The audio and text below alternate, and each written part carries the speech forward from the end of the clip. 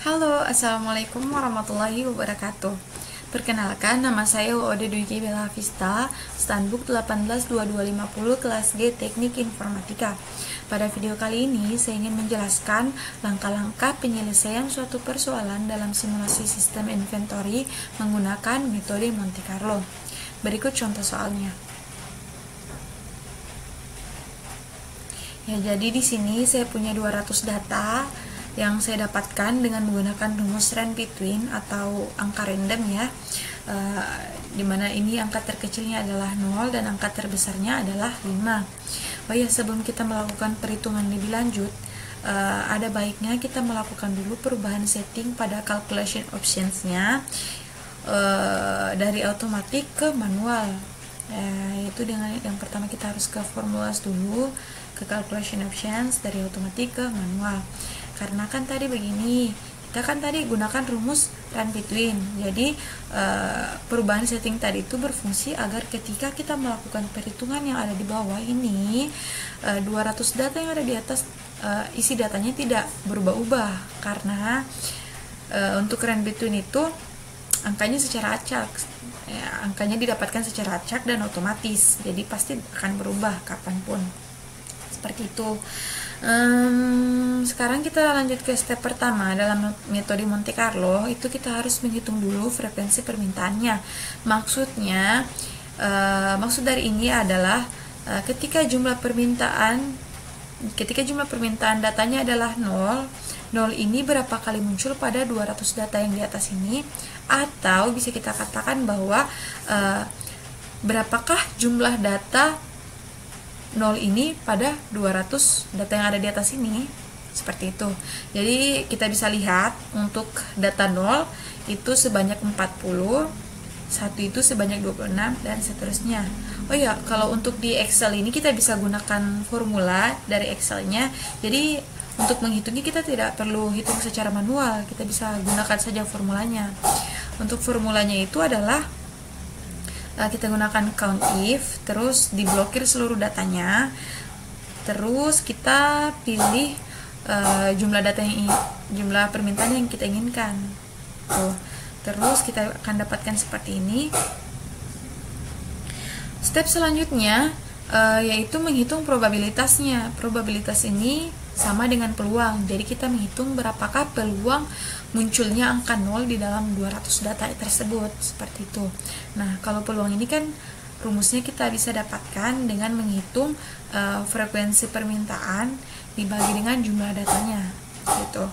Jadi kita bisa dapatkan probabilitasnya untuk 0 sampai 5. Setelah itu kita melangkah pada probabilitas kumulatif. Nah, ini didapatkan dengan menjumlahkan probabilitas data yang sedang kita hitung sekarang dengan probabilitas kumulatif data yang sebelumnya. Jadi maksudnya seperti ini, untuk jumlah permintaan data pertama itu kan dia 0,33, ini dia didapatkan dengan menjumlahkan probabilitas data yang sekarang adalah 33 dengan probabilitas data yang sebelumnya adalah 0,2 itu. Begitu pula dengan ini, untuk jumlah permintaan data kedua, 3, dan seterusnya, itu dijumlahkan saja seperti tadi.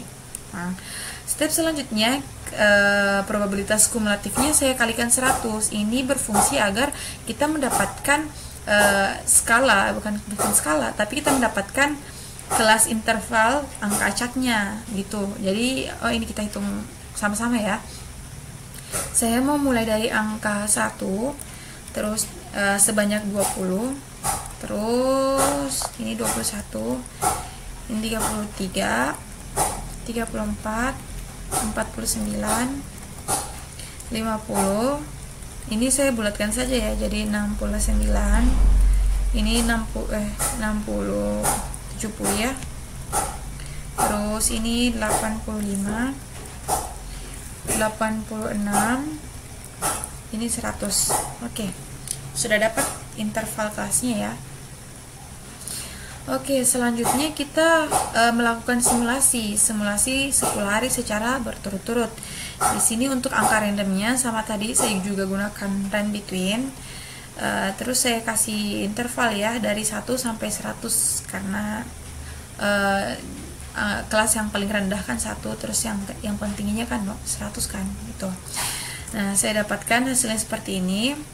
Terus untuk permintaan ini didapatkan dengan cara seperti ini.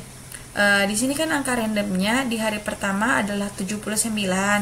Nah, 79 ini berada pada skala kelas interval yang mana? Dia pasti adanya di 70 sampai 85 kan.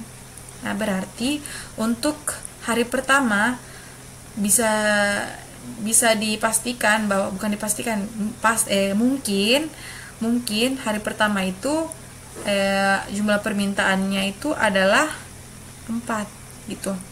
Jadi di sini ada 4. Jumlah permintaannya ada 4 gitu. Terus itu dengan cara manual ya, tapi kalau bisa juga kita gunakan komputasi atau kita gunakan rumus yang ada di Excel, yaitu kita gunakan rumus if else. Jadi gini rumusnya. Oke, rumusnya seperti ini. Jika yang kita blok ini nilainya kecil dari sama dengan ini, maka hasilnya adalah ini. Jika yang kita blok ini nilainya kecil dari sama dengan ini, pasti hasilnya adalah ini. Itu kita lakukan secara berurutan ya, seperti ini, cuman diganti saja urutannya ini, maka hasilnya adalah ini. Jika K25 kecil dari sama dengan ini, maka hasilnya adalah ini. Jika yang K25 itu nilainya kecil dari sama dengan ini, maka hasilnya adalah ini. Jika tidak, K25 kecil dari ini, pasti hasilnya adalah ini. Oke, tinggal kita balas kurung saja, terus di enter. Oke, dapat hasilnya 3. Nah, coba kita pastikan dulu ya. Di sini hari kedua angka randomnya adalah 54. 54 ini masuk di dalam skala interval yang mana? Masuknya adalah di sini kan, 50 sampai 69. Ini dia masuk di jumlah permintaan ke 3. Jadi sudah benar ya rumusnya tadi. Nah, begitupun yang ini tadi, ngikut aja. Saya tadi udah buat ya. Jadi tinggal di enter saja. Seperti ini. Jadi kita bisa dapatkan simulasinya menggunakan seperti itu tadi ya. Terus di sini saya mau jumlahkan dulu berapa permintaan selama 10 hari. Saya gunakan rumus sum, terus di blok semua datanya, terus enter. Dapat hasilnya 23. Nah, setelah itu saya mau hitung rata-rata permintaan per hari. Ini saya gunakan juga formula di Excel, yaitu sama dengan average, terus dalam kurung di blok semua datanya, terus enter. Oke, dapat hasilnya 2,3 atau bisa kita bulatkan jadi 2 saja ya. Itulah tadi video penjelasan dari saya, semoga paham. Mohon dan kurangnya mohon dimaafkan. Wabillahi taufiq wal hidayah. Wassalamualaikum warahmatullahi wabarakatuh.